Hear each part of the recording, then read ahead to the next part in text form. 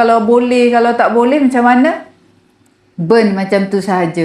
Jadi kalau you takut benda ni memberi impact kepada you, better dengar cakap KLS. Sebab kalau waris dia dah tuntut, okay, you kena bagi.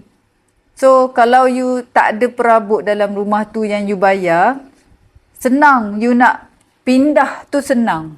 Kan? Tak banyak benda. You hanya pindahkan tenant you sahaja. Okay?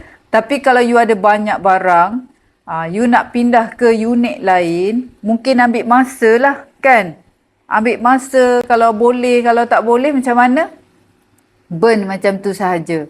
Dan yang paling dahsyat sekali, kalau kita belanjakan harta kita kepada rumah orang lain bila rumah tu kena sita. Rumah tu kena sita ataupun kena lelong. Bila kena lelong, dia dah lock dah rumah tu. You tak boleh masuk langsung, tak boleh ambil dah barang you. Macam mana?